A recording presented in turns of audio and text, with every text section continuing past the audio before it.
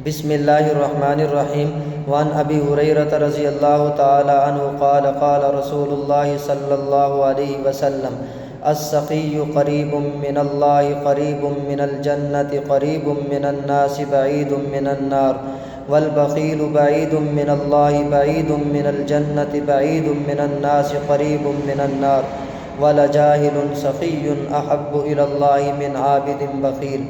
حضرت ابو ہریرہ رضی اللہ تعالی عنہ راوی ہیں، وہ فرماتے ہیں حضور اقدس صلی اللہ علیہ وسلم نے ارشاد فرمایا کہ سخی آدمی اللہ تعالیٰ سے قریب ہے، جنت سے قریب ہے، لوگوں سے قریب ہے، جہنم سے دور ہے، اور بخیل آدمی اللہ تعالیٰ سے دور ہے، جنت سے دور ہے، آدمیوں سے دور ہے اور جہنم سے قریب ہے۔ بے شک جاہل سخی اللہ کے نزدیک عابد بخیل سے زیادہ محبوب ہے۔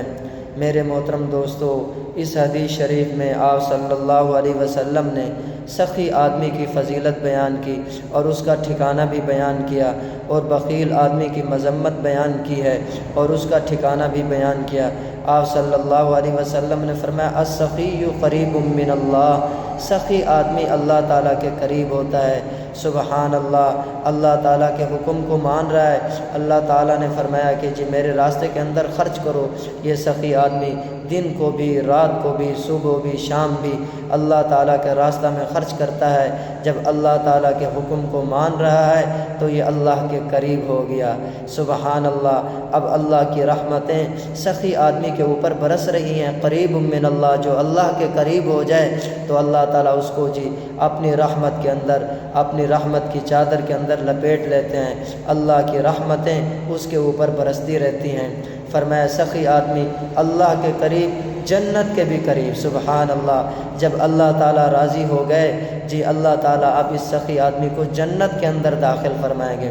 فرمایا اللہ کے بھی قریب ہے سخی آدمی، جنت کے بھی قریب ہے، فرمایا اور لوگوں کے بھی قریب ہے۔ سبحان اللہ۔ لوگ سخی آدمی کے لیے دعائیں کرتے رہتے ہیں، اے اللہ تعالیٰ اس کی جان میں، اس کی مال میں، اس کے رزق میں برکت عطا فرما، اس کی عمر دراز فرما، اس نے ہماری فلاں حاجت جی پوری کر دی ہے، ہمیں یہ ضرورت تھی تو ہم اس کے دروازے پر گئے، اس نے ہماری ضرورت پوری کر دی۔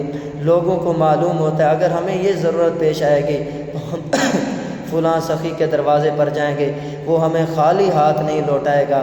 سبحان اللہ۔ لوگوں کے دلوں میں سخی آدمی کی محبت ہوتی ہے، وہ سچے دل سے سچے سخی آدمی سے محبت کرتے ہیں۔ جب اللہ تعالیٰ بھی اس سے راضی ہو گئے، اللہ کی مخلوق بھی اس سے راضی ہو گئی، تو اب اس کا ٹھکانہ فرمایا کہ اس کا ٹھکانہ جنت ہے، اور یہ جہنم سے دور ہو چکا ہے، کیونکہ دو ہی چیزیں ہیں، یا جنت ہے یا جہنم ہے۔ تو جب وہ جنت کے قریب ہو چکا تو لا محالہ وہ جہنم سے دور ہو چکا ہے۔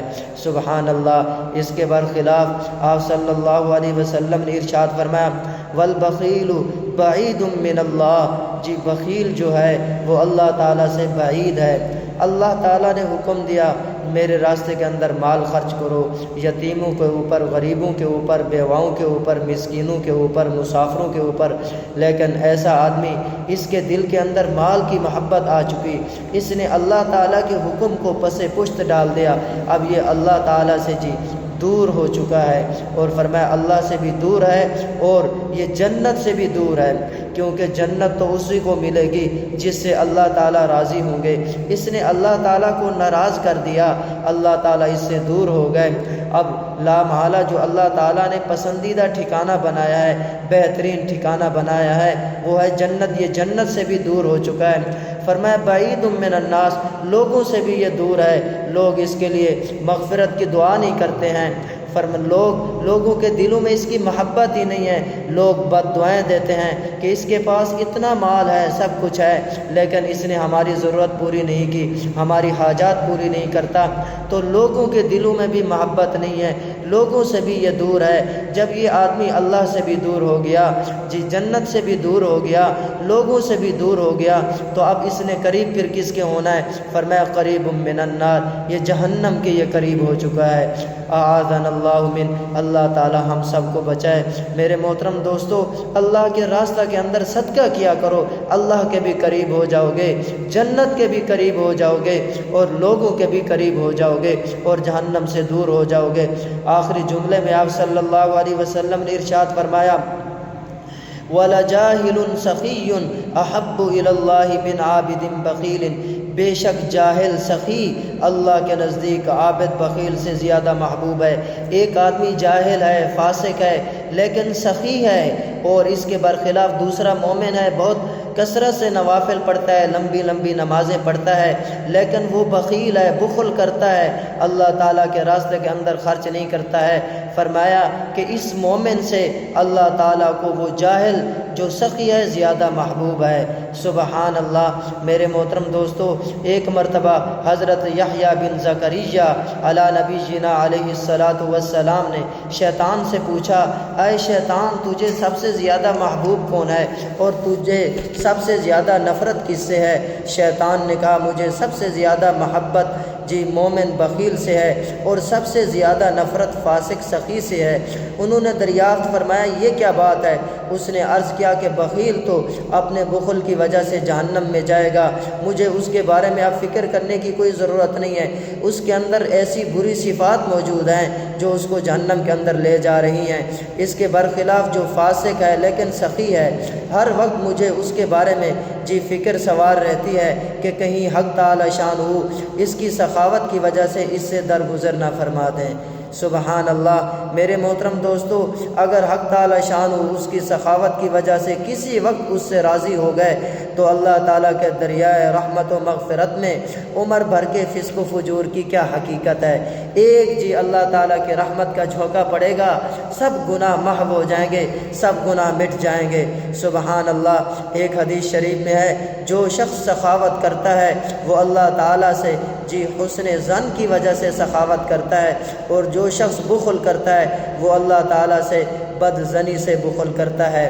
یعنی جو شخص سخاوت کر رہا ہے وہ اللہ تعالیٰ سے حسن ظن رکھتا ہے۔ وہ کیسے؟ اس کا عقیدہ یہ ہوتا ہے، وہ یہ کہتا ہے کہ جس اللہ تعالیٰ نے مجھے آج دیا ہے وہ اللہ تعالیٰ مجھے کل بھی ضرور عطا کرے گا۔ سبحان اللہ۔ اللہ کے راستہ کے اندر خرچ کرنے سے مال کے اندر اضافہ ہوتا ہے، مال میں کمی نہیں ہوتی ہے۔ وہ اللہ تعالیٰ سے حسن ظن رکھتا ہے تو اللہ کے راستہ کے اندر سخاوت کرتا ہے۔ اور فرمایا جو بخیل ہوتا ہے وہ اللہ تعالیٰ سے بد ظن ہوتا ہے۔ وہ کیسے؟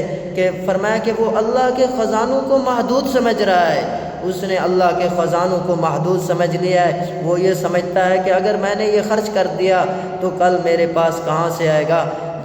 اسباب کے اوپر اس کو نظر ہے، لیکن جو مسبب الاسباب ہے اس کے اوپر اس کی نظر نہیں ہے، وہ اللہ کے خزانوں کو محدود سمجھ رہا ہے۔